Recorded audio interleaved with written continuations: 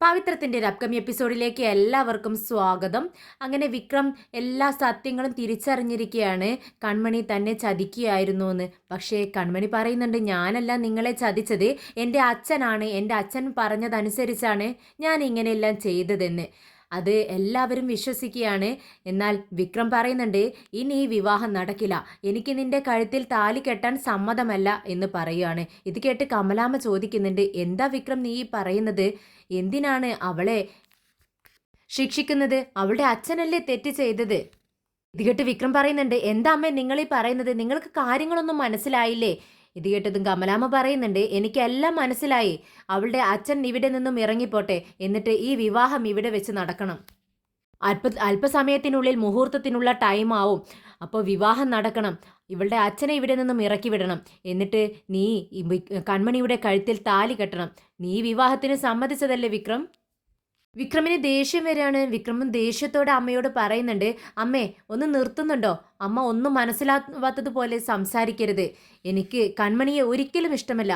എൻ്റെ ഇഷ്ടത്തോടു കൂടിയല്ല ഈ വിവാഹം നടക്കുന്നത്. എല്ലാം അമ്മ കാരണമാണ്.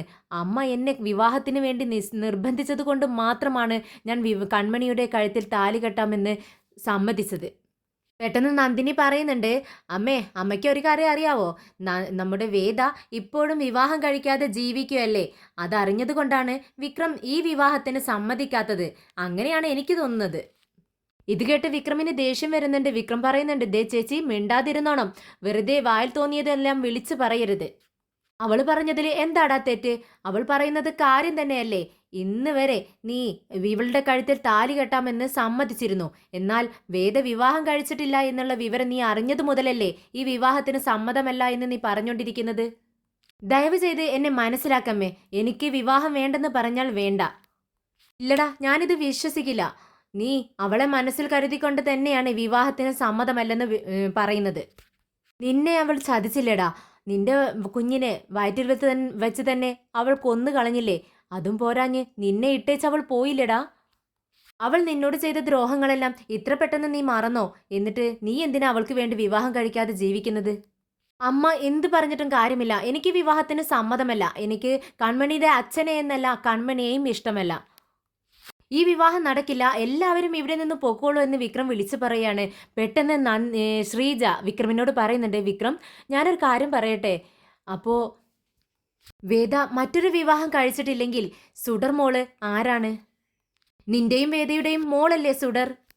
ഇത് കേട്ടതും വിനയന് സന്തോഷാവാണ്. വിനയൻ വിക്രമിനോട് ചോദിക്കുന്നുണ്ട്, വിക്രം, അപ്പോ സുഡർ നിന്റെയും വേദയുടെയും മകളാണോ? സത്യമാണോ ഈ പറയുന്നത്? എന്നാൽ ഇതെല്ലാം കേട്ടപ്പോൾ വിക്രമിനൊന്നും മനസ്സിലാവുന്നില്ല. എന്തായിരിക്കും ഇവർ പറയുന്നത് പോലെ സുഡർമോള് തൻ്റെ മകളായിരിക്കുമോ എന്ന് വിക്രം ചിന്തിക്കുകയാണ്. ആകെ പകച്ചു നിൽക്കുകയാണ്. വിക്രം രാജേട്ടനോട് ചോദിക്കുന്നുണ്ട്, രാജേട്ടാ, വിജയമ്മ എല്ലാ സത്യങ്ങളും നിങ്ങളോട് തുറന്നു പറഞ്ഞു എന്നല്ലേ പറഞ്ഞത്? അതിനിടയിൽ സുഡർമോള് ആരുടെ കുഞ്ഞാണെന്ന് പറഞ്ഞോ? രാജേട്ടൻ പെട്ടെന്ന് പറയുന്നുണ്ട്, ഇല്ല ഇല്ല വിക്രം, അതുമാത്രം എന്നോട് പറഞ്ഞില്ല. എന്നാൽ ഇതെല്ലാം കേട്ട് കൺമണി സത്യമെല്ലാം പുറത്താവുമോ എന്നുള്ള പേടിയോടുകൂടി നിൽക്കുകയാണ്. എല്ലാ സത്യങ്ങളും കൺമണി അവരെ ചതിച്ചു എന്നുള്ള സത്യം എല്ലാവരും അറിഞ്ഞു. എന്നാൽ സുഡർമോള് വിക്രമിൻ്റെ മോളാണെന്നുള്ള വിവരം ആരും തന്നെ അറിഞ്ഞിട്ടില്ല. ഇനി അതുകൂടി വെളിച്ചത്താവുമോ എന്നുള്ള ഭയത്തിൽ നിൽക്കുന്നുണ്ട് കൺമണി. ശ്രീജ പറയുന്നുണ്ട്, വിക്രം നിനക്കതിലെന്താ ഇത്ര സംശയം? അത് നിന്റെ മോൾ തന്നെയായിരിക്കും. വിക്രം, നിനക്ക് വേണ്ടി വേദ മറ്റൊരു വിവാഹം കഴിക്കാതെ ജീവിക്കുമ്പോൾ നിന്റെ കുഞ്ഞിനെ അവൾ കൊന്നു കളയുമോ? അത്രയ്ക്ക് മനസാക്ഷി ഇല്ലാത്തവളാണോ നമ്മുടെ വേദ? ശ്രീജ വേദയെ സപ്പോർട്ട് ചെയ്ത് സംസാരിക്കുന്നത് നന്ദിനിക്ക് ഒട്ടും ഇഷ്ടപ്പെടുന്നില്ല. നന്ദിനി പറയുന്നുണ്ട്, എന്താ ചേച്ചി നിങ്ങൾ ഈ പറയുന്നത്? വിക്രമിനെ വിട്ട് ഓടിപ്പോകുന്ന സമയത്ത് എന്തുകൊണ്ട് വിക്രമിനെ കുറിച്ച് വേദ ചിന്തിച്ചില്ല? അതുപോട്ടെ, ഇപ്പോഴാ വിക്രമിന്റെ വിവാഹം നടക്കുന്നു എന്നുള്ള വിവരം അവൾ അറിഞ്ഞതല്ലേ. എന്നിട്ട് ഈ വിവാഹം തടുക്കാൻ വല്ല ശ്രമവും അവൾ നടത്തിയോ? ഇല്ലല്ലോ. എന്നിട്ടാണോ വിക്രമിനോട് അവൾക്ക് സ്നേഹമുണ്ട്, മനസ്സാക്ഷിയുണ്ട് എന്നൊക്കെ പറയുന്നത്? ദേ നന്ദിനി, നീ മിണ്ടാതിരിക്കുന്നുണ്ടോ? വായിൽ തോന്നിയതൊക്കെ ഇങ്ങനെ വിളിച്ചു പറയരുത് എന്ന് ശ്രീജ പറയുമ്പോൾ നന്ദിനി വീണ്ടും പറയുന്നുണ്ട്, ദേ ചേച്ചി, ഞാൻ കാര്യമായിട്ടാണ് പറയുന്നത്. അത് ഒരിക്കലും വിക്രമിന്റെ കുഞ്ഞായിരിക്കില്ല. അങ്ങനെയാണെങ്കിൽ അവളെ അത് എപ്പോഴോ വിക്രമിനോട് തുറന്നു പറഞ്ഞേനെ. എങ്ങനെ നന്ദിനി ഇത്ര തറപ്പിച്ചത് പറയുന്നത്? ചേച്ചി, എനിക്കത് ഉറപ്പാണ്. ചേച്ചി ഒന്ന് ചിന്തിച്ചു നോക്കിയേ. ആ വിജി ഇവിടെ വന്നിട്ട് എന്തൊക്കെയാ പറഞ്ഞു പോയത്? ഡോക്ടറും ആ വേദിയും തമ്മിൽ സിസ്റ്റർ ബ്രദർ ബന്ധമാണെന്ന് പറഞ്ഞിട്ട് പോയി. എന്നാൽ വേദ വേറൊരു വിവാഹം കഴിച്ചിട്ടില്ലെന്നും പറഞ്ഞു. എന്നാൽ സുഡർമോള് വിക്രമിന്റെ മകളാണെന്ന് പറഞ്ഞോ? ഇല്ലല്ലോ. ഇത് കേട്ട് വിനയൻ നന്ദിനിയെ സപ്പോർട്ട് ചെയ്യാണ്. ആ, ഇവൾ പറഞ്ഞത് ശരിയായിരിക്കും കേട്ടോ. എപ്പോഴും മണ്ടത്തരം മാത്രമേ ഇവൾ പറയാളൂ. ഇപ്പോഴാണ് ഒരു സത്യം പറഞ്ഞത്. എന്തായാലും വിജയമ്മ അങ്ങനെ വിക്രമിന്റെ മകളാണ് സുഡറെങ്കിൽ വിജയമ്മ അന്ന് നേരത്തെ വന്നപ്പോൾ സത്യം തുറന്ന് പറയേണ്ടതായിരുന്നു. പക്ഷെ അങ്ങനെ ഒരു വിവരം പറഞ്ഞിട്ടില്ല. അതുകൊണ്ട് സുഡർ മോൾ എന്തായാലും വിക്രമിന്റെ മകളാവില്ല. വിക്രം ആകെ ടെൻഷനിലായിരിക്കുകയാണ്. പല അഭിപ്രായങ്ങളും വരുന്നത് കൊണ്ട് തന്നെ പെട്ടെന്ന് വിക്രം രാജേട്ടനോട് ചോദിക്കുന്നുണ്ട്, രാജേട്ടാ അപ്പോൾ സുഡർ എൻ്റെ മകളല്ലേ? അപ്പോൾ രാജേട്ടൻ പറയുന്നുണ്ട്, നന്ദിനി ഇപ്പോൾ പറഞ്ഞത് ശരിയാണെന്നാണ് വിക്രം എനിക്കും തോന്നുന്നത്. അങ്ങനെ നിന്റെ മകളാണ് സുഡറെങ്കിൽ വിജയമ്മ വന്നപ്പോൾ അതുകൂടി തുറന്നു പറയേണ്ടതായിരുന്നില്ലേ? പക്ഷേ അങ്ങനെ ഒരു കാര്യം ഞങ്ങളോട് പറഞ്ഞിട്ടില്ല. പെട്ടെന്ന് വിക്രം ദേഷ്യത്തോടെ പറയുന്നുണ്ട്, എല്ലാവരും ഒന്ന് നിർത്തുന്നുണ്ടോ? എനിക്ക് സുഡർ മോൾ ആരുടെ കുഞ്ഞാണെന്ന് അറിയണം. അത് ഞാൻ തന്നെ അന്വേഷിച്ചിട്ട് അറിഞ്ഞോളാം. സുഡറിനോട് തന്നെ നേരിട്ട് ഞാനത് ചോദിക്കും. അവൾ സത്യം പറയുമല്ലോ. അങ്ങനെ സുഡർ അവൾ എൻ്റെ മകളാണെന്ന് പറഞ്ഞു കഴിഞ്ഞാൽ ഞാൻ ഇവിടെ കൊണ്ടുവന്ന് എൻ്റെ മകളെ ഞാൻ വളർത്തും. ശരി, ഇവിടെ ഒരു കല്യാണവുമില്ല, ഒരു മണ്ണാങ്കട്ടയുമില്ല, എല്ലാവരും പിരിഞ്ഞു പോയിക്കോ എന്ന് ദേഷ്യത്തോടെ പറഞ്ഞുകൊണ്ട് കൺമണിയുടെയും അച്ഛൻ്റെയും മുഖത്തേക്ക് ഒന്ന് രൂക്ഷമായി നോക്കിക്കൊണ്ട് വിക്രം അവിടെ ഇരുന്നും ഇറങ്ങിപ്പോകുന്നുണ്ട്. അങ്ങനെ വിവാഹത്തിനായി ക്ഷണിച്ചവരെല്ലാം ഇറങ്ങിപ്പോവുകയാണ്. വളരെ മാനം കെട്ട് ഒരു കരഞ്ഞ് ബഹളം വെച്ചുകൊണ്ട് ഇരിക്കുകയാണ് നമ്മുടെ കമലാമ്മ. അവർക്ക് എത്രയോ തവണ വിക്രമിൻ്റെ വിവാഹം ഇങ്ങനെ മുടങ്ങിയിട്ടുണ്ട്. അതുകൊണ്ട് തന്നെ അവർ ആകെ വിഷമത്തിലാണ്. രാജേട്ടൻ പുറത്തേക്ക് ഇറങ്ങിയതും വിജയമ്മയ്ക്ക് വിളിക്കുന്നുണ്ട്. വിജയമ്മ വേഗം ഫോൺ എടുത്തിട്ട് ഹലോ, എങ്ങനെ വിക്രമിൻ്റെ വിവാഹം മുടങ്ങിയോ എന്ന് ആകാംക്ഷയോട് കൂടി ചോദിക്കുന്നുണ്ട്. രാജേട്ടൻ പറയുന്നുണ്ട്, ആ മുടങ്ങി വിജയമ്മ. അത് ആകെ പ്ലാൻ ചെയ്ത പണിയായിരുന്നു. അത് കൺമണി തനിയെ ചെയ്തതല്ല കേട്ടോ. കൺമണിയുടെ അച്ഛൻ കൺമണിനെ കൊണ്ട് ഇങ്ങനെയെല്ലാം ചെയ്യിച്ചത്. പാവം കൺമണി എന്ന് പറയുമ്പോൾ അങ്ങനെയാണോ രാജേട്ടാ? എനിക്കിത് വിശ്വസിക്കാൻ കഴിയുന്നില്ല എന്ന് വിജയമ്മ പറയുന്നുണ്ട്. ഇത് കേട്ട് രാജേട്ടൻ പറയുന്നുണ്ട്, വിശ്വസിച്ചേ പറ്റൂ, വിവാഹമെല്ലാം നിന്നുപോയി, മുടങ്ങി. ഇത് കേട്ട് വിജയമ്മയ്ക്ക് സമാധാനമാവുകയാണ്. എന്നാൽ രാജേട്ടൻ പറയുന്നുണ്ട്, വിജയമ്മ വിവാഹം മുടങ്ങി അത് നല്ലതിനാണോ അതോ വേണ്ടാത്തതിനാണോ എന്നൊന്നും എനിക്ക് മനസ്സിലാവുന്നില്ല. എന്തായാലും ഞങ്ങൾ മണ്ഡപം കാലിയാക്കിക്കൊണ്ടിരിക്കുകയാണ്. ഇത് കേട്ടതും വിജയ് പറയുന്നുണ്ട്, രാജേട്ടൻ വിഷമിക്കേണ്ട, വിക്രമിൻ്റെയും വേദിയുടെയും ജീവിതത്തിൽ ഇങ്ങനൊരു സംഭവം നടന്നത് അത് നല്ലതിന് തന്നെയായിരിക്കും. അവരുടെ ജീവിതത്തിൽ നല്ലത് വരണമേ എന്നല്ലേ നമ്മളൊക്കെ ആഗ്രഹിക്കുന്നത്. അതുകൊണ്ട് എല്ലാം നല്ലതിനായിരിക്കും രാജേട്ടാ. എന്തായാലും ഞാൻ വീട്ടിലേക്ക് പോയിക്കൊണ്ടിരിക്കുകയാണ്, ഇനി വീട്ടിലെത്തിയിട്ട് വിളിക്കാമെന്ന് പറയുന്നുണ്ട്. എന്നാൽ മണ്ഡപത്തിനകത്ത് വെച്ച് തന്നെ കൺമണിയുടെ അച്ഛൻ കൺമണിയോട് ചോദിക്കുന്നുണ്ട്, എന്തിനാ മോളെ എല്ലാ പഴിയും എൻ്റെ തലയിൽ വെച്ച് കെട്ടിയത്? ഞാൻ നീ ചെയ്ത കാര്യങ്ങളൊന്നും തന്നെ അറിഞ്ഞിട്ടില്ല. ഞാൻ അറിയാത്ത കാര്യങ്ങളാണ് നീ എൻ്റെ മേൽ ചുമത്തിയിരിക്കുന്നത്. ഞാൻ നാണം കെട്ടല്ലേ അവരുടെ മുന്നിൽ നിന്നത്. എന്തിന് നീ ഇത് ചെയ്തു എന്ന് ചോദിക്കുന്നുണ്ട്. ഉടനെ കൺമണി പറയുന്നുണ്ട്, അച്ഛാ എനിക്ക് വിക്രമിനെ ഒരുപാട് ഇഷ്ടമാണ്. അവനില്ലാത്തൊരു ജീവിതത്തെക്കുറിച്ച് എനിക്ക് ചിന്തിക്കാൻ കഴിയില്ല. എനിക്ക് അവനെ അത്രമേൽ ഇഷ്ടമാണ്. ഈ വിവാഹം മുടങ്ങിച്ചു കഴിഞ്ഞാൽ അവനെൻ്റെ ജീവിതത്തിൽ ഇല്ലെന്ന് ഞാൻ കരുതി കഴിഞ്ഞാൽ പിന്നെ ഞാൻ ചത്തുപോകും വെച്ചാ എന്ന് പറയാണ്. എന്താ മോളെ നീ പറയുന്നതെന്ന് അച്ഛൻ ചോദിക്കുന്നുണ്ട്. അച്ഛൻ നോക്കിക്കോ, എൻ്റെ കഴുത്തിൽ വിക്രം തന്നെ താലി കെട്ടും. എന്താ മോളെ നീ പറയുന്നത്? ഇത്രയൊക്കെ സംഭവിച്ചിട്ടും നീ ഇത് തന്നെയാണോ പറയുന്നത്? അവൻ എങ്ങനെ നിന്നെ വിവാഹം കഴിക്കാനാ? അച്ഛൻ നോക്കിക്കോ, അവനെ കൊണ്ട് തന്നെ എൻ്റെ കഴുത്തിൽ ഞാൻ താലി കെട്ടിക്കും. അതിനുള്ള കഴിവൊക്കെ എനിക്കുണ്ട്. നീ ഈ പറയുന്ന കാര്യം നടക്കുമെന്ന് എനിക്ക് ഒട്ടും വിശ്വാസമില്ല മോളെ എന്ന് പറയുമ്പോൾ കൺമണി പറയുന്നുണ്ട്, അച്ഛൻ നോക്കിക്കോ, ഞാനത് നടത്തിയെടുക്കും. ആദ്യം ഞാൻ വിക്രമിനെയും വേദിയെയും തമ്മിൽ തെറ്റിക്കും. എന്നിട്ട് അതിനുശേഷം നിവൃത്തിയില്ലാതെ വിക്രം എൻ്റെ കഴുത്തിൽ താലി കെട്ടിയിരിക്കും അച്ഛ. ഞാനാണ് പറയുന്നത്. തരുൺ സ്റ്റെയർ കേസ് ഇറങ്ങി താഴേക്ക് വരുവാണ്. വേദ തരുണിനോട് ചോദിക്കുന്നുണ്ട്, മോളെവിടെ? മോള് ഉറങ്ങുവാണ്. കുറച്ചു നേരമൊക്കെ കഥകൾ പറഞ്ഞിരുന്നു, അതിനുശേഷം അവൾ ഉറങ്ങി. ഓക്കെ, എന്നാലും തരുൺ അവളെ ഒന്ന് ശ്രദ്ധിക്കണമെന്ന് വേദ പറയുമ്പോൾ തരുൺ പറയുന്നുണ്ട്, വേദേ ഒരു കുഞ്ഞിനോട് എങ്ങനെ പെരുമാറണമെന്ന് ഇത്രയായിട്ടും നിനക്ക് അറിയില്ലേ? ഇത് കേട്ടതും വേദ പറയുന്നുണ്ട്, എനിക്കറിയാഞ്ഞിട്ടല്ല തരുൺ, പക്ഷേ അവളുടെ ഒരു പ്രവൃത്തികൾ കാണുമ്പോൾ ഞാൻ അവളെ വഴക്ക് പറയും അടിക്കുകയൊക്കെ ചെയ്യുന്നത് അതുകൊണ്ടാണ്, അല്ലാതെ എനിക്ക് മനസ്സുണ്ടായിട്ടല്ല. ഇത് കേട്ടതും തരുൺ പറയുന്നുണ്ട്, ദേവേദ എന്തായാലും നിനക്കിത്തിരി കൂടുന്നുണ്ട്. കുഞ്ഞുങ്ങളോട് എങ്ങനെ പെരുമാറണമെന്ന് നീ ഒന്നുകൂടി മനസ്സിലാക്കേണ്ടിയിരിക്കുന്നു. മോള് കുഞ്ഞല്ലേ, അതിനോട് ഇങ്ങനെയൊക്കെയാണോ പറയുന്നത്? ഉടനെ തന്നെ വേദ പറയുന്നുണ്ട്, എന്തായാലും ഞാൻ അവളോട് സോറി പറഞ്ഞേക്കാം തരുൺ. എനിക്ക് അർജൻറ്റായി ഒരു സ്ഥലം വരെ പോവാനുണ്ട്. ഞാൻ വൈകിട്ടേണ് വീട്ടിൽ തിരിച്ചെത്തത്തുള്ളൂ.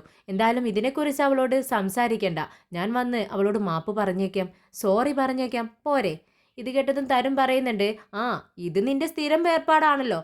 ശരി, പോയിട്ട് വാ എന്ന് പറയുമ്പോഴേക്കും നമ്മുടെ വിജയമ്മ അങ്ങോട്ടേക്ക് കയറി വരുവാണ്. വിജിയെ കണ്ടതും വിജിയുടെ മുഖത്തേക്ക് അങ്ങനെ വേദ സൂക്ഷിച്ചു നോക്കിക്കൊണ്ടിരിക്കുകയാണ്. താൻ വിക്രമിന്റെ വിവാഹത്തിന് പോവരുതെന്ന് പറഞ്ഞിട്ടും വിജിയമ്മ പോയല്ലോ എന്നുള്ള ഒരു വിഷമത്തിലാണ് വേദ നിൽക്കുന്നത്. വിജി വേദയോട് ചോദിക്കുന്നുണ്ട്, അല്ല വേദേ, ഇന്ന് നിനക്ക് ലീവാണെന്നല്ലേ പറഞ്ഞത്, എന്നിട്ട് ഇത്ര പെട്ടെന്ന് നീ എങ്ങോട്ടേക്കാണ് പോണത്? ഇത് കേട്ടതും വേദ തിരിച്ചു പറയുന്നുണ്ട്, അല്ല നിങ്ങൾ എവിടെ പോയിരുന്നു എന്ന് എനിക്കറിയാം, അതിനെപ്പറ്റി ഞാൻ നിങ്ങളോട് ചോദിക്കുന്നില്ല. ശരിയാണ്, നീ മനസ്സിലാക്കിയതെല്ലാം ശരിയാണ്. ഞാൻ വിക്രമിന്റെ വിവാഹത്തിന് തന്നെയാണ് പോയത്. അവിടെ വെച്ച് എനിക്ക് കുറച്ച് കടമകൾ ചെയ്തു തീർക്കാനുണ്ടായിരുന്നു. അത് ഞാൻ ഭംഗിയായി തീർത്തിട്ടുണ്ട്. അതിനുവേണ്ടിയാണ് ഞാൻ പോയത്. ഇത് കേട്ടതും വേദ പറയുന്നുണ്ട്, വേണ്ട, എന്നോട് വിശദീകരിക്കേണ്ട ആവശ്യമൊന്നുമില്ല. എനിക്കത് കേൾക്കാനും താല്പര്യമില്ല.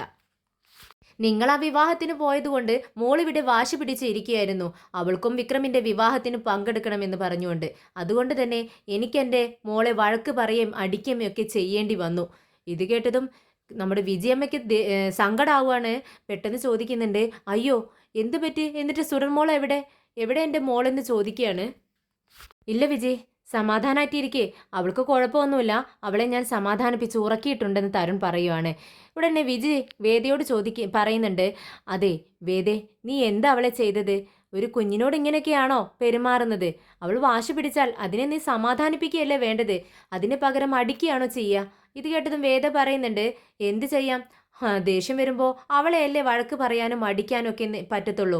നിങ്ങളോട് പോകരുതെന്ന് ഞാൻ പറഞ്ഞു, നിങ്ങൾ പോയി. പക്ഷെ നിങ്ങളെ എനിക്ക് ഒന്നും ചെയ്യാൻ പറ്റത്തില്ലല്ലോ. വിവാഹത്തിൽ പങ്കെടുത്ത് ഭക്ഷണം കഴിച്ചുകൊണ്ട് ഇങ്ങോട്ട് വന്നിരിക്കുകയാണ്, എന്താ ഏതാ എന്ന് ചോദിക്കുകയാണ് എന്നിട്ട് എന്നോട് എന്നിങ്ങനെ ദേഷ്യത്തോടെ പറയാട്ടോ വേദ. ഇത് കേട്ടതും വിജി പറയുന്നുണ്ട്, അയ്യോ വേദേ, ഈ വിവാഹം നടന്നില്ല. അത് കേട്ട് വേദ ഞെട്ടുന്നുണ്ട്. വഴിയിൽ വെച്ച് ആ സ്വാമിജി പറഞ്ഞതുപോലെ തന്നെ സംഭവിച്ചല്ലോ എന്ന് വേദ ചിന്തിക്കുകയാണ്. ആ സ്വാമിജി പറഞ്ഞിട്ടുണ്ടായിരുന്നു, നീ തന്നെ ചെന്ന് ആ വിവാഹം മുടക്കണം, ഈ വിവാഹം ഒരിക്കലും നടക്കാൻ പാടില്ല. ഇനി നീ വിവാഹം മുടക്കിയില്ലെങ്കിലും ദൈവം തന്നെ സ്വയം ആ വിവാഹം മുടക്കും എന്നിങ്ങനെ ആ സ്വാമിജി പറഞ്ഞത് വേദയുടെ മനസ്സിലേക്ക് വരുവാണ്. തരുൺ അത്ഭുതത്തോടെ ചോദിക്കുന്നുണ്ട്, വിജയ് നീ എന്താ പറഞ്ഞത്? ആ വിവാഹം നടന്നില്ലേ? ഇല്ല തരുൺ, ആ വിവാഹം നടന്നില്ല. ഞാൻ സത്യമാണ് പറയുന്നത്. ഈ വിവാഹം ഒരു മിസ്അണ്ടർസ്റ്റാൻഡിങ്ങിന്റെ പേരിലാണ് പ്രൊസീഡ് ചെയ്തത്. ഞാൻ അവിടെ ചെന്ന് സത്യങ്ങളെല്ലാം തുറന്നു പറഞ്ഞപ്പോഴാണ് അവരത് അറിയുന്നത്. അങ്ങനെ ഈ വിവാഹം മുടങ്ങി. അപ്പോൾ നിങ്ങൾ ചെന്നാണോ ഈ വിവാഹം മുടക്കിയതെന്ന് വേദ ചോദിക്കുമ്പോൾ, അയ്യോ ഞാൻ ചെന്ന് മുടക്കിയില്ല വേദേ, ഞാൻ ഒരു സത്യം അവരോട് തുറന്നു പറഞ്ഞു. അതിൻ്റെ പേരിൽ ആ വിവാഹം വേണ്ടെന്ന് അവർ തീരുമാനിച്ചു. ഇത് കേട്ടതും വേദ പറയുന്നുണ്ട്, ഈ വിവാഹം നടന്നാലെന്താ, നടന്നില്ലെങ്കിൽ എനിക്കെന്താ, എനിക്ക് ഒരു പ്രശ്നവുമില്ല. എനിക്ക് മുഖ്യം എൻ്റെയും എൻ്റെ മോളുടെയും ജീവിതമാണ്. എനിക്ക് അർജൻറ്റായി ഒരു മീറ്റിങ്ങിൽ പങ്കെടുക്കാനുണ്ട്, ഞാൻ പോയിട്ട് വരാമെന്ന് പറഞ്ഞ് പെട്ടെന്ന് വേദ അവിടെ നിന്നും ഇറങ്ങുന്നുണ്ട്. അല്ല തരുൺ, മോൾ എവിടെയെന്ന് ചോദിക്കുമ്പോൾ എൻ്റെ റൂമിൽ കിടന്ന് ഉറങ്ങുന്നുണ്ടെന്ന് പറയുകയാണ്. അങ്ങനെ വിജയ് റൂമിലേക്ക് ചെല്ലുന്ന സമയത്ത് മോളെ റൂമിലൊന്നും കാണുന്നില്ല. പിന്നീട് ബാൽക്കണിയിലേക്ക് കടയ്ക്കുമ്പോൾ മോൾ അവിടെ ഇരിക്കുന്നുണ്ട്. മോളോട് വിജയ് ചോദിക്കുന്നുണ്ട്, അല്ല നീ എന്താ ഇവിടെ വന്നിരിക്കുന്നത്? തരുണിൻ്റെ റൂമിൽ കിടന്ന് ഉറങ്ങുകയാണെന്നല്ലോ പറഞ്ഞത്.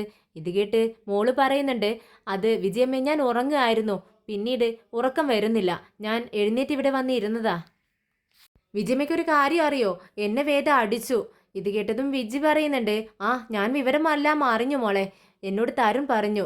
നീ എന്തിനാ വേദയോട് അങ്ങനെയൊക്കെ സംസാരിക്കാൻ പോയത്? വേദയുടെ സ്വഭാവം നിനക്ക് അറിയാവുന്നതല്ലേ, അവൾക്ക് ദേഷ്യം വന്നാൽ പിടിച്ചു നിൽക്കാൻ പറ്റില്ല, അതുകൊണ്ടാ മോളെ അടിച്ചത്. സാരമില്ല, പോട്ടെ. ഞാൻ വേദയോട് എതിർത്തൊന്നും സംസാരിച്ചില്ല വിജയമ്മ. വിക്രമിന്റെ സിംബായുടെ വിവാഹത്തിന് എനിക്ക് പോകണമെന്ന് പറഞ്ഞു, അതിനാ അടിച്ചത്. ഇത് കേട്ട് നമ്മുടെ വിജിക്ക് വിശ്വസിക്കാൻ കഴിയുന്നില്ല. വിജി ചോദിക്കുന്നുണ്ട്, അല്ല നീ വേദയോട് സിംബയുടെ വിവാഹത്തിന് പോകണമെന്ന് പറഞ്ഞോ? ഞാൻ സിംബയെക്കുറിച്ചല്ല, സിംബയുടെ വിവാഹത്തിന് പോകണമെന്നല്ലേ പറഞ്ഞുള്ളൂ വിജയമ്മ. ഇത് കേട്ടതും വിജി പറയുന്നുണ്ട്, അതെ സിംബയെ ഇഷ്ടമല്ല നമ്മുടെ വേദയ്ക്ക്, അത് നിനക്ക് അറിയാവുന്ന കാര്യമല്ലേ. അതുകൊണ്ട് അവൻ്റെ കാര്യം, അവൻ്റെ പേര് പോലും ഇവിടെ പറയാൻ പാടില്ല. വേദയുടെ മുന്നിൽ വെച്ച് പറഞ്ഞാൽ വേദയ്ക്ക് ദേഷ്യം വരും, നിനക്കത് അറിയാമല്ലോ. എന്നാലും വിജയമ്മ, എന്നോട് ഈ വിവാഹത്തിന് പോവാൻ പാടില്ലെന്ന് പറഞ്ഞ് വിജയമ്മ ഈ വിവാഹത്തിൽ പങ്കെടുക്കാൻ രാവിലെ തന്നെ പോയില്ലേ? ഇത് കേട്ടതും വിജി ചോദിക്കുന്നുണ്ട്, അത് നിനക്കെങ്ങനെ മനസ്സിലായി? ആ, വേദിയും തരുണും കൂടി സംസാരിക്കുന്നത് ഞാൻ കേട്ടു. ആഹാ, അപ്പൊ നിനക്ക് വലിയവർ സംസാരിക്കുന്നതൊക്കെ കേൾക്കലാണോ പണി? അപ്പോ നീ ആള് കൊള്ളാലോ എന്ന് പറയുന്നുണ്ട് വിജി. ഇത് കേട്ട് മോള് പറയുന്നുണ്ട്, അവര് പറയുന്നത് ഞാൻ ഒളിഞ്ഞു നിന്ന് കേട്ടതൊന്നുമല്ല. ഞാൻ അവിടെ ഇരിക്കുന്ന സമയത്താണ് ഇത് സംസാരിച്ചത്. വിജയമ്മ പറയാ, എന്നിട്ട് സിംബയുടെ വിവാഹം കണ്ടോ? ഇത് കേട്ടതും വിജി പറയുന്നുണ്ട്, ഇല്ല മോളെ, ആ വിവാഹം നടന്നില്ല. ഞാൻ ചെന്ന് ഒരു പ്രധാനപ്പെട്ട കാര്യം അവരോട് സംസാരിച്ചു. അത് കേട്ടതിന് ശേഷം ആ വിവാഹം മുടങ്ങി. അയ്യോ, സിംബയുടെ വിവാഹം മുടങ്ങിയ വിജയമ്മ? അപ്പൊ സിംബ കരഞ്ഞോ എന്ന് മോള് ചോദിക്കുകയാണ്. ഇല്ല, ഞാനൊരു സത്യം പറഞ്ഞ് അത് കേട്ട് കഴിഞ്ഞപ്പോൾ ഈ വിവാഹം മുടങ്ങി. അതിലവർക്ക് എല്ലാവർക്കും സന്തോഷമായിരിക്കും. വിജിമ, എനിക്ക് സിംബയെ കാണാൻ തോന്നുന്നു, നമുക്ക് കാണാൻ പോയാലോ എന്ന് സുഡർ ചോദിക്കുമ്പോൾ വിജി പറയുന്നുണ്ട്, ദേ സുഡർ, മിണ്ടാതിരുന്നോളണം. ഇനി കുറച്ച് നാളത്തേക്ക് നീ സിംബയുടെ പേര് പോലും ഇവിടെ പറയാൻ പാടില്ല. അങ്ങനെ എങ്ങാനും പറഞ്ഞു കഴിഞ്ഞാലേ വേദ പറയും ഞാനാണ് നിന്നെക്കൊണ്ട് ഇതെല്ലാം ചെയ്യിക്കുന്നതെന്ന്. നിനക്ക് വേണ്ടി ഞാൻ കൂടി അവളുടെ വഴക്ക് കേൾക്കേണ്ടി വരും. നിനക്ക് അവനെ കാണണമെങ്കിൽ കുറച്ച് വെയിറ്റ് ചെയ്യണം, അതിനുള്ള സമയം വരും. അപ്പോൾ വിജയമ്മ പറയാം, കൊണ്ട് കാണിക്കുകയും ചെയ്യാം. ഇപ്പോൾ നിനക്ക് ഭക്ഷണം കഴിക്കണ്ടേ? വാ. വിജയമ്മ ഭക്ഷണം തരാമെന്ന് പറഞ്ഞുകൊണ്ട് സുഡറിനെ വിളിച്ചുകൊണ്ട് കിച്ചണിലേക്ക് പോകുന്നുണ്ട്. അങ്ങനെ വിക്രമും ഫ്രണ്ട്സും സാധനങ്ങളെല്ലാം പാക്ക് ചെയ്യുകയാണ്. കൺമണിയുടെ വീട്ടിൽ നിന്നും പോവാനായി. അവിടുത്തെ താമസം അവസാനിപ്പിച്ച് അവർ വേറെ മാറാൻ വേണ്ടി സാധനങ്ങളും പാക്ക് ചെയ്തുകൊണ്ടിരിക്കുകയാണ്. ഇത് കൺമണിയും അച്ഛനും കണ്ടുകൊണ്ടിരിക്കുകയാണ്. കൺമണിയുടെ അച്ഛൻ ഇതെല്ലാം കാണുന്ന സമയത്ത് അദ്ദേഹത്തിന് വളരെ വിഷമം തോന്നുന്നുണ്ട്. എന്നാൽ കൺമണിയോട് പറയുന്നുണ്ട്, കൺമണി, ഇത്രയും കാലം നീ ചെയ്തതെല്ലാം ശരിയെന്ന് വെച്ച് ഞാൻ നിന്നോടൊപ്പം നിന്നു. പക്ഷെ നീ ഈ ചെയ്തതുണ്ടല്ലോ, അത് തെറ്റായിപ്പോയി. നീ ചെയ്യുന്ന എല്ലാ കാര്യങ്ങളും ശരിയാണെന്ന് നീ ധരിച്ചിട്ടുണ്ടെങ്കിൽ അത് തെറ്റാണ് മോളെ.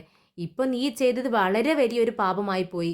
നിന്റെ വിവാഹം നടക്കാൻ വേണ്ടി നീ എന്തെല്ലാം ചെയ്തു കൂട്ടി. ഇത് കേട്ടതും കൺമണി പറയുന്നുണ്ട്, അച്ഛാ, വിക്രമിനെ എനിക്ക് എൻ്റെ ഭർത്താവായി കിട്ടണം. അങ്ങനെയാണെങ്കിൽ എൻ്റെ ജീവിതം നന്നായിരിക്കുമെന്ന് എനിക്ക് തോന്നി. എന്തായാലും ഞാൻ ഒരുപാട് ദൂരം ഇങ്ങോട്ടേക്ക് വന്നു. ഇനി ഞാൻ തിരിച്ചു നടക്കത്തില്ല. അതുകൊണ്ട് എനിക്ക് വിക്രമിനെ വിവാഹം കഴിക്കണം. ഇത് കേട്ടതും കൺമണിയുടെ അച്ഛൻ പറയുന്നുണ്ട്, ദേ, നീ പറയുന്നതെല്ലാം ഞാൻ സമ്മതിച്ചേനെ. അത് ഇന്ന് വിക്രമിൻ്റെ സ്ഥാനത്ത് മറ്റൊരാളായിരുന്നെങ്കിൽ. പക്ഷെ വിക്രം ആരാ നമുക്ക്? നമ്മുടെ ജീവിതം ഇത്രത്തോളൊക്കെ എത്തിച്ചത് അവനാണ്. നിനക്കൊരു ജോലി വാങ്ങി തന്നത് അവനാണ്. നല്ല ഇതുപോലൊരു വലിയ വീട്ടിൽ നമ്മളെ താമസിക്കാൻ ഇടയാക്കിയതും അവൻ തന്നെയാണ്. എന്നിട്ട് ഇങ്ങനെയുള്ള ഒരാളെ ഞാൻ ചതിച്ചു എന്ന് പറയുമ്പോൾ അത് എത്ര വലിയ തെറ്റാണ് മോളെ. എല്ലാം എനിക്കറിയാച്ചാ, പക്ഷേ എനിക്ക് വിക്രമിനെ വേണം. അത്ര മാത്രമേ എനിക്ക് പറയാനുള്ളൂ. അതിനുവേണ്ടി ഈ ഒരു തവണത്തേക്ക് കൂടി അച്ഛൻ എന്നോടൊപ്പം നിൽക്കണം. അല്ലാന്നുണ്ടെങ്കിൽ വിക്രമിനെ എങ്ങനെ ഇവിടെ പിടിച്ചു നിർത്താമെന്ന് എനിക്കറിയാം. ഇത് കേട്ടതും അച്ഛൻ നിസ്സഹായതയോടെ പറയുന്നുണ്ട്, ശരി, നീ പറയുന്നത് പോലെ തന്നെ അനുസരിച്ചേക്കാം. നീ ഒരുപാട് തെറ്റുകുറ്റങ്ങൾ എൻ്റെ മേൽ കുറ്റം ചാർത്തി തന്നു. അതെല്ലാം ഞാൻ ശരി എന്ന് വെച്ച് നിന്നു. ഇനി അതിലും ഇത് ഒന്നുമില്ലല്ലോ. ഇനി വിക്രം ഞാൻ പറയുന്നതൊക്കെ വിശ്വസിക്കുമോ? ഇത് കേട്ടതും കൺമണി പറയുന്നുണ്ട്, എല്ലാം വിശ്വസിക്കും അച്ഛാ. ഞാൻ പറഞ്ഞു തന്നതുപോലെ അച്ഛൻ അങ്ങ് ചെയ്താൽ മതി. എനിക്ക് വിക്രമിനെ എങ്ങനെയെങ്കിലും ഇവിടെ പിടിച്ചു നിർത്തണം. അതാണ് എൻ്റെ ലക്ഷ്യം.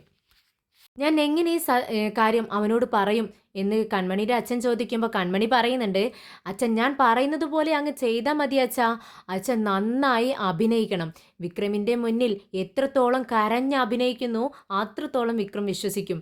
അച്ഛനറിയാമോ, ഏറ്റവും വലിയ ആയുധമാണ് ഈ കണ്ണുനീരെന്ന് പറയുന്നത്. കരഞ്ഞുകൊണ്ട് കണ്ണ് കലങ്ങി ഒരാളോടൊരു കാര്യം പറയുമ്പോൾ അപ്പുറത്ത് നിൽക്കുന്ന ആളത് വിശ്വസിക്കും അച്ഛാ. അച്ഛനതറിയില്ലേ? പ്രത്യേകിച്ച് വിക്രം. ശരി, നിനക്ക് വേണ്ടി നീ പറയുന്നത് പോലെ ഞാൻ എല്ലാം ചെയ്തേക്കാം. എനിക്ക് എൻ്റെ മോള് നല്ല ഒരു കുടുംബജീവിതത്തോട് ഇരിക്കുന്നത് കാണണം. അതാണ് എൻ്റെ ആഗ്രഹം. അതിനുവേണ്ടി ഞാൻ എന്തും ചെയ്യും. നീ പറയുന്നത് പോലെയെല്ലാം ഞാൻ വിക്രമിനോട് പറയാം. വിക്രമും രാജേട്ടനും കൂടി ഹാളിലേക്ക് വരുവാണ്. വിക്രം രാജേട്ടനോട് പറയുന്നുണ്ട്, രാജേട്ടാ, ഒരു വലിയ വണ്ടി തന്നെ വരാൻ പറയണം. നമ്മുടെ സാധനങ്ങളെല്ലാം ഒറ്റ ട്രിപ്പിന് തന്നെ നമ്മൾ താമസിക്കുന്നിടത്തേക്ക് എത്തിക്കണം. ഇത് കേട്ടത് രാജേട്ടൻ പറയുന്നുണ്ട്, ശരി വിക്രം, അത് തന്നെയാണ് ഞാൻ ചെയ്യാൻ ഉദ്ദേശിച്ചിരിക്കുന്നത്.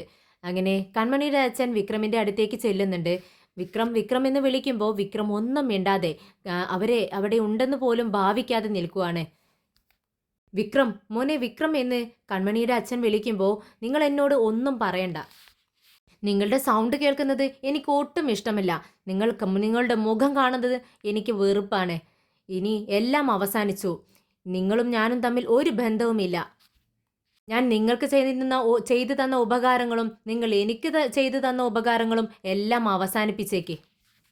പെട്ടെന്ന് കൺമണിയുടെ അച്ഛൻ പറയുന്നുണ്ട്, ഇതെല്ലാം എനിക്ക് വേണ്ടി ചെയ്തതല്ല വിക്രം, നീ എന്നോട് പൊറുക്കണം.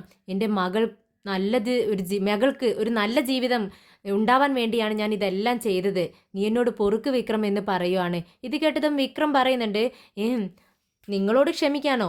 ഒരിക്കലുമില്ല. ഞാൻ ഒരിക്കലും നിങ്ങളോട് ക്ഷമിക്കില്ല. ഞാൻ ഇവിടെ നിന്ന് പോവാണ്. നിങ്ങൾ എൻ്റെ കൺമുന്നിൽ നിന്നും പെട്ടെന്ന് പോ. എനിക്ക് നിങ്ങളെ കാണണ്ട. ഇടയിൽ കയറി കൺമണിയുടെ അഭിനയം കാഴ്ചവെക്കുകയാണ്. കൺമണി പറയുന്നുണ്ട്, പോട്ടെ അച്ഛാ. വളരെ വിഷമത്തോടു കൂടിയാണ് പറയുന്നത്. വിക്രം പോട്ടെ. എന്തായാലും വളരെ വലിയ ദ്രോഹമല്ലേ നമ്മൾ വിക്രമിനോട് ചെയ്തത്. അങ്ങനെ ഇരിക്കുമ്പോൾ ഈ വീട്ടിൽ വീണ്ടും താമസിക്കാൻ വിക്രമിന് ആഗ്രഹമുണ്ടാവില്ല. അതുകൊണ്ട് പോട്ടെ. വിക്രം, അച്ഛൻ ചെയ്തത് എല്ലാം മറന്നേക്കേ. എനിക്ക് നിന്നോട് ഒരു കാര്യം സംസാരിക്കാനുണ്ട്. അത് നീ കേൾക്കണം. ഉടനെ തന്നെ വിക്രം പറയുന്നുണ്ട്, വേണ്ട, ആരും സംസാരിക്കണ്ട. എനിക്ക് കേൾക്കുകയും വേണ്ട. നിന്റെ അച്ഛൻ എന്നോട് എത്ര വലിയ തെറ്റാണ് ചെയ്തത്. ഞാൻ നിന്നെ വളർത്തി ഇത്രയും ആക്കിയില്ലേ, അതിൻ്റെ നന്ദിയാണോ അദ്ദേഹം ചെയ്തത്? എത്ര നാണം കെട്ട കാര്യങ്ങളാണ് അദ്ദേഹം ചെയ്തു വെച്ചിരിക്കുന്നത്. എന്നെയും നിന്നെയും ചേർത്തി എന്തെല്ലാം മോശമായ കാര്യങ്ങളാ പോസ്റ്റർ അടിച്ച് ഇവിടെയെല്ലാം ഒട്ടിച്ചു വെച്ചത്. എനിക്ക് ആലോചിക്കാൻ പോലും കഴിയുന്നില്ല. ശരിയാ വിക്രം, അച്ഛൻ തെറ്റ് ചെയ്തു. പക്ഷേ അതിനെല്ലാം ശിക്ഷ അനുഭവിക്കുന്നത് ഞാനല്ലേ? ഇപ്പോൾ എൻ്റെ വിവാഹം മുടങ്ങി. പ്രശ്നങ്ങൾ ഉണ്ടായിട്ടുണ്ടെങ്കിൽ അതെല്ലാം ശരിയാക്കാനല്ലേ നീ നോക്കേണ്ടത്, അല്ലാതെ ഇവിടെ നിന്നും ഓടിപ്പോവാണ് ചെയ്യേണ്ടത്. നിനക്കിത് വളരെ നിസ്സാരമായിട്ട് പറയാം, പക്ഷേ ഇതെല്ലാം അനുഭവിച്ചത് ഞാനാണ്. ഇത് കേട്ടതും കൺമണി പറയുന്നുണ്ട്, വിക്രം ക്ഷമിക്കണം. അച്ഛൻ്റെ മകള് നല്ല പോലെ ജീവിക്കണമെന്ന് വിചാരിച്ചുകൊണ്ടാണ് ഇങ്ങനെല്ലാം ചെയ്തത്. അച്ഛനോട് ക്ഷമിക്കണമെന്ന് പറയുകയാണ് കൺമണി. അത് ശരിവെക്കുന്നുണ്ട് അവളുടെ അച്ഛൻ.